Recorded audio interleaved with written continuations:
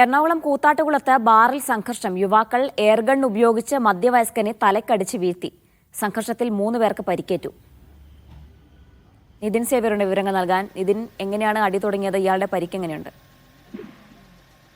ജിന, Ernakulam കൂത്താട്ടുകുളത്താണ് bar ഹോട്ടലിൽ സംഘർഷമുണ്ടായത്. തർക്കത്തിനിടെ യുവാക്കൾ air gun കൊണ്ട് മധ്യവയസ്കന്റെ തലക്കടിച്ച് വീഴ്ത്തുകയായിരുന്നു. സംഘർഷത്തിൽ 3 പേർക്ക് പരിക്കേറ്റിട്ടുമുണ്ട്.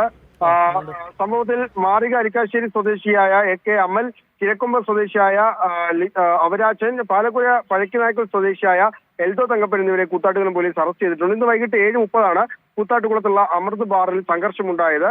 ഈ കോഴിപ്പള്ളി സ്വദേശിയായ AC റജിയെയാണ് കാറിലെത്തി യുവാക്കൾ ആദ്യം ആക്രമിച്ചത്. ഇത് പിടിച്ചു മാറ്റുന്നതിനിടെ കൂത്താട്ടുകുളം കടുവാക്കുഴി സ്വദേശിയായ CG കുഞ്ഞിക്കണ്ണൻ, സാബു എന്നിവർക്കൊക്കെ പരിക്കേൽക്കുകയായിരുന്നു. ഇവരെ കൂത്താട്ടുകുളത്തെ സ്വകാര്യ ആശുപത്രിയിൽ പ്രവേശിപ്പിച്ചിട്ടുണ്ട്.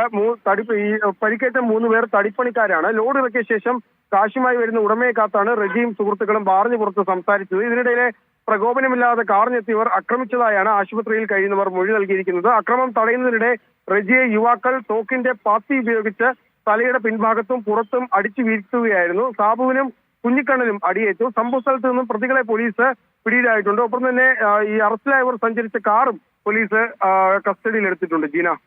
ശരി നിതിൻ.